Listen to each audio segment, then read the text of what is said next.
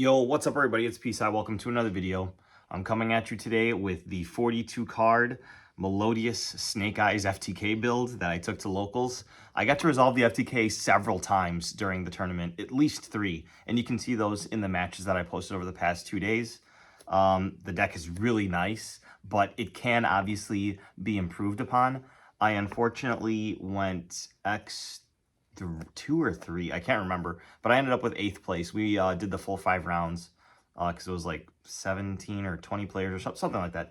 But anyway, this was basically just a concept, and there's many changes that I want to make to this to improve it, although I do want to try other strategies like an Orcus K9 Fiendsmith strategy or something, but I just wanted to perfect this before I move on.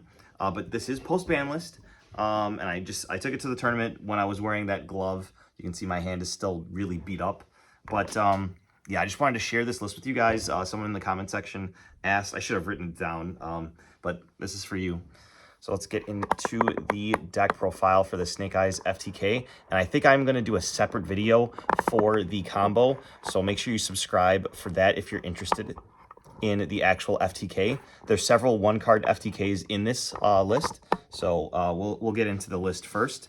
And I think I will give a little bit of insight onto what I would change. So first up, 3 Refrain. Shout out to Marcelo for the Ultra. But yeah, this card is by itself the 1-card FTK. You just normal summon it and then just resolve your combo. That'll be in the combo video.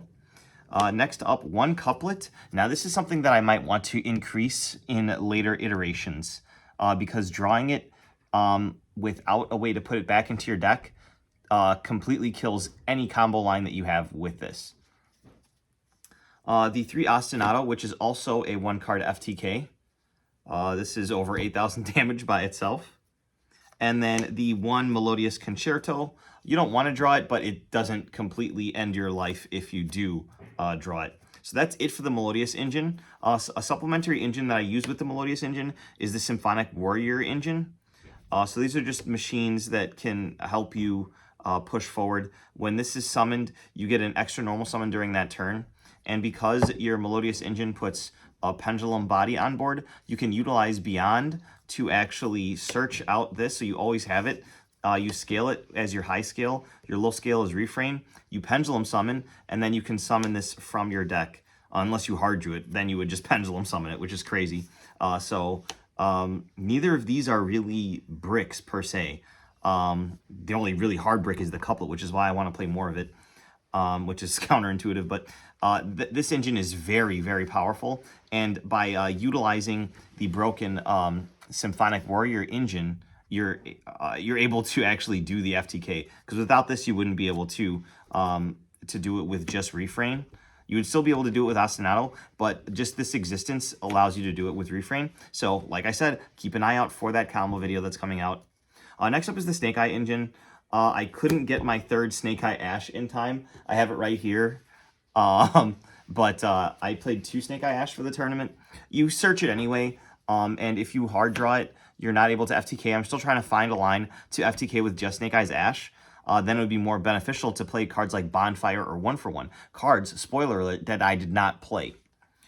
2 Poplar, because by itself it does put 2 bodies on board, which is SP now, instead of full Fiendsmith combo. My previous combo with the Moon of the Closed Heaven was insane because of this card's existence, but that no longer works. I'm still trying to find a line that does work so that this could be a better card. But yeah, by itself, it's just not enough anymore, unfortunately. The 1 Oak, and the 1 Flamberge, and finally the 1 Snake Eyes Diabellstar.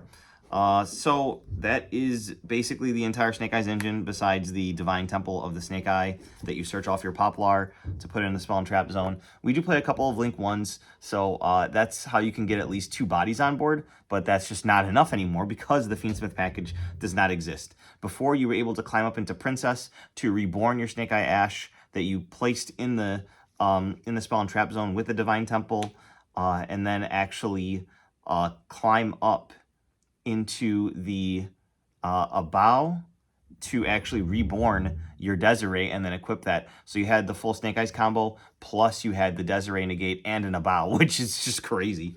But yeah, no more. Sad. So next, to alleviate some of those bricks, I opted to play 1 Magician Souls and then 3 Illusion of Chaos. So the idea with this is that you do have to discard for the guitar, and you don't want to draw certain bricks, so you don't mind drawing an essentially a weaker brick.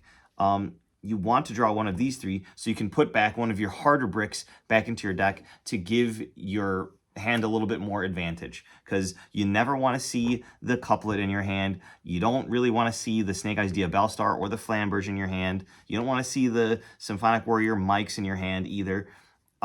These are just things that you can put back into your deck with the Illusion of Chaos, and then still have the ability to summon the Magician's Souls and potentially draw more cards. Next is defensive cards, so like basically hand traps. So I played 3 Nibiru, the Primal Being.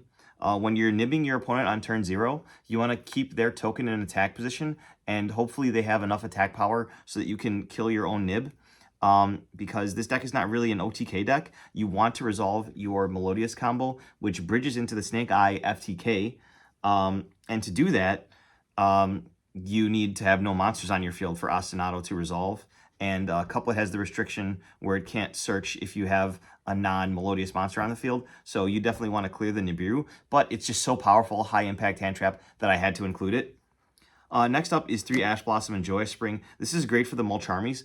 One of the rounds, my opponent drew Perulia and Fualos. So they Perulia'd in draw phase, and I thought hard on it, and I was like, no, I can play through Perulia. I only draw like maybe 3 tops cards off Perulia in certain fringe scenarios if I'm like summoning Magician Souls. But really, you're only summoning the Ash and the Poplar from your hand, and that's like already after you established a board, basically, to start the FTK. So I opted to hold my Ash, and he did have the Fualos that I got to Ash. So that was really great, and I think I won that duel. I don't know if I won that match, but I definitely won that duel. Go check that out on the channel.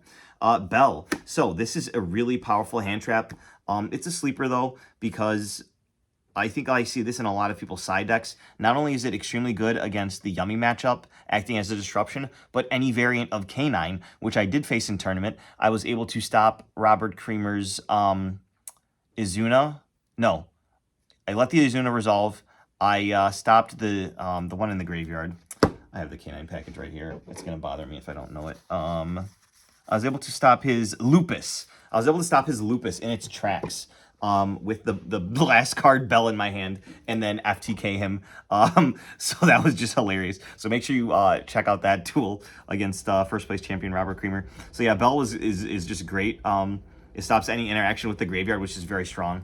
I opted to play Ghost Ogre as well, which I feel like can come up. There's a lot of field spells in the game and stuff that really needs to be face up on the board. So I just threw in Ghost Ogre. And I don't know why people are trying to pretend that Droll is not good. I'm still maining 3 Droll and Lockbird. Next up, Talents, Called By, and Crossout Designator. Just in case I run into any of these cards, it's just nice to have. And I do side the Thrust, so the Talents is very good going second. And then just a couple of bonus cards. These are some more bricks. This is Reincarnation Unveiling Mail, and this is called Full Armored XYZ.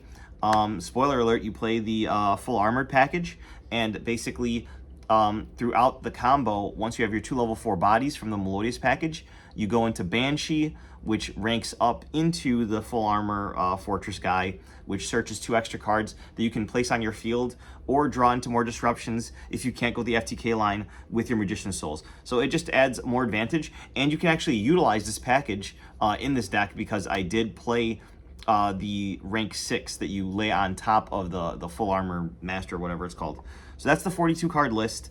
In the future, I think I might cut that package. The main reason that you go into it in the first place is because it puts a machine on board to fuse into your Blaze Phoenix, and you need a Pyro and a machine. The Pyro is satisfied by the Snake Eyes engine, and the machine is either satisfied by using your Melodious engine to get into that fortress, or to use your Symphonic Warrior mics. But in the future, I think the changes will include more rank 5s so that I can really abuse that. All right, so that is the 42 card list as it stands right now for the way I played it. But like I mentioned, I will be changing it. But a lot of the changes are going to be in the extra deck. So for the extra deck, the Melodious package, I played the Bacha. This summons from deck on summon, and then when it goes to graveyard, you can summon from graveyard, which is really powerful. You use both of those bodies. Check out that combo video coming up tomorrow morning. Next up, you play what is this thing called? Flowering Etoile, the Melodious Magnificat. Basically, this is a disruption. It does eat up an extra body, and you're actually only summoning this if you hard draw the Ostinato and it's resolving. I summoned this 2 or 3 times in tournament, and basically it ensures that even if the FTK gets stopped, you end on some type of disruption. Because if you're like getting nibbed, you can chain this and then banish itself, and then at end phase it comes back, and then you can quick effect bounce one of your opponent's things by banishing it again until end phase. So it's kind of like a pseudo SP type of disruption that you can use. But honestly, I think it would be correct to just play the second Bacha, because this eats an extra monster, and with certain scenarios, you want that extra body. It's just unfortunate that you can't have everything, and you wouldn't end on that disruption if you did go that path. So this is something I'm thinking of changing. Beyond the Pendulum, this is the monster that I mentioned that can search any Pendulum monster in the game. This is Electromite at home. But yeah, you pay 1,200 life points. You can't, all your effects are negated until you Pendulum summon, but you get to search any Pendulum monster in the game. So you already have your refrain set up. You put your Symphonic Warrior guitar in the other scale. You pen summon your level 5 from your extra deck, the couplet, and your level 4 refrain. And then you use the other refrain to make a rank 4, and you can actually make a rank 5, because after that you can summon the mics from your deck with the guitar effect, which is why I think that if this combo is resolving, I have those extra bodies anyway. I can actually just overlay those into an extra negation, either a Ripper or a Chronomaly. So that's what I'm cooking with. Next up is the Snake Eyes engine. I opted to play the Snake Eyes Doomed Dragon. This came up. It's just really easy to put 3,000 damage on board, and the Snake Eyes cards very easily put 2 monsters in your spell and trap zone. So just Poplar by itself does that. So this is very easily accessible. I missed the Fiendsmith engine being able to make it even easier, but unfortunately, it's just a good card to have in Snake Eyes. Next up, welcome back, Link Karibo. I opted to play 2 Link 1s. This extra deck needs a little bit of work. I would probably cut one of these, but I think I might start playing Parallel Exceed to more consistently get 2 level 4 bodies, because honestly, 2 level 4 bodies is the actual way to FTK, because Snake Eyes engine by itself does not FTK. You need to be able to have that machine on board, which can easily be made by Parallel Exceed's effect when you summon a Link Karibo. But I'm still working on that. Next up is the Infernal Flame Banshee. So this is what you use to make with your 2 refrains, and you search your Snake Eyes Ash. And then XYZ Armor Fortress. You can search your 2 bricks with it that are just extra disruption. And if it does get to a point where, like, say you're under the Ghost Moon and Null Nun or something, I think it's called. I can't remember what it's called. But every time you special summon, they gain life points. If you're under that and you can't FTK, your end board would ideally be the Etoile. You would have the XYZ Armored Fortress to rank up into the full armored Dark Knight Lancer, which is an extra disruption. You can equip the Banshee from your graveyard to steal a monster, and then you'd also have the full Snake Eyes board. We don't have room for IP Masquerena, but you would have your SP Little Knight in the Spell and Trap Zone as well for an extra layered disruption. So it's actually many disruptions, even if your opponent's not playing through it, especially since you're playing 15 or so main deck Tan Traps as well. Next up is the Princess. So obviously you need the Princess for standard Snake Eye lines, and in the FTK line, you actually bring back your Blaze Phoenix. You resolve the Blaze Phoenix 3 times in one turn because it's a soft once per turn, in order to FTK your opponent. So that's why the Princess is here mainly. You needed a Link 4 for this. In previous iterations, I played the Ambler Whale, but I decided to play the Salamangreat Raging Phoenix. It almost came up, but you need so many extra fire bodies on board in order to resolve that combo where it brings itself back. But when my opponent did beat over a Poplar, I was able to bring this back as a 3500 and then OTK them after that.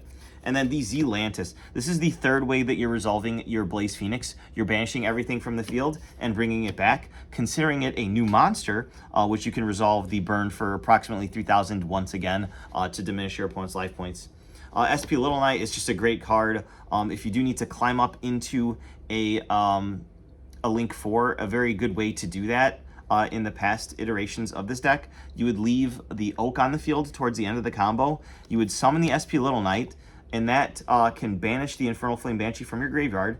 And when this card's banished and you control a Pyro, you can special summon it. So that would give you your 4 bodies to go into Agave Dragon to get you the last 200 damage. But with the way I set up this combo, you don't need that extra 200 damage or whatever. All you need is to resolve the Melodious Engine, and you have enough extra bodies on board that you only need to resolve the Blaze Phoenix 3 times, and you don't need, it does more than 7,800, because in the previous iterations, it only did 7,800. So you need to play an extra burn card, but that is no longer necessary. And then, so most of this stuff could be technically standard for a Melodious Snake Eye engine, but the thing that makes it the FTK is just 2 more slots. You have the Proxy F Magician, which is a generic Link 2. Unfortunately, everything needs effect monsters, which is crazy, so your Nib token is just chilling there all the time. But with any 2 effect monsters, you get to make this. You make it as part of your Snake Eyes combo. You link off the 2 bodies, and you've got a fusion summon on field. So you're fusing your machine, which is your XYZ Armor Fortress, with one of your Snake Eye monsters to make the final card in the extra deck, the actual FTK card, Blaze Phoenix, the Burning Bombardment Bird. Shout out to Scott for coming back to locals after all that time. He actually, I believe, was the one that was saying, this card came off the ban list, and I was like, no, Konami never addressed this card. As long as this card exists, there will be people like me trying to FTK people with it. It reads, Blaze Phoenix, the Burning Bombardment Bird. And then once per turn during your main phase, you can inflict 300 damage to your opponent for each card on the field. That includes their cards too. And this card can't attack the turn that you use that effect. But you're not worrying about that because going second, you're either evenlying your opponent, dropletting them, and then trying to resolve the FTK without your battle phase because you don't need it. But yeah, this is what you cycle 3 times in order to FTK your opponent.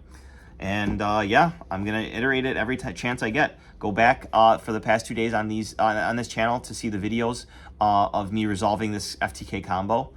I think I resolved it almost every match. So pick a video, and if you're lucky, you'll get to see the FTK. Shout out to the tokens in the side deck. 3 Thrust. So when I know I'm going second, I can take out some of the consistency cards or duplicates, or the essentially the Illusion of Chaos package with the Magician Souls to really optimize seeing combo. You can very easily bait your opponent's interactions. Then you can thrust for Ostinato or for Talents, and then to continue to do combo then. It's not going to be very often that you can FTK going second, but it is doable. And Thrust makes it a lot easier because it basically gives you access to 3 more Ostinatos, which is full FTK by itself, and you still have the other 5 cards in your hand. Next up is recently back at 3 Lightning Storm. I opted for Lightning Storm because this can address either monsters or spells and traps, so I thought it was nice, and shout out to the most recent ban list. So I actually cut the Harpy's Feather Duster, because this essentially acts as a Harpy's Feather Duster anyway. The only caveat is that if you leave a Nib on the board, you'll have to go battle phase first, but like I said, you don't really care about that. You're just trying to reduce your opponent's life points to 0 through effect damage. So Lightning Storm's a good include here. I also opted for Droplet. This is another good way to get the Nibiru, the Primal Being, off your field. And it also works really well with Lightning Storm or Evenly by being able to interact with your opponent's negations. And a lot of the decks in the meta interact with you by leaving the field or coming onto the field, like with Yummy, for example, or with the K9 cards, with the Azuna, and ranking up on your opponent's turn. So there's fresh monsters, and then Vanquish Soul. I know Vanquish Soul got hit, but I'm going to use it as an example anyway.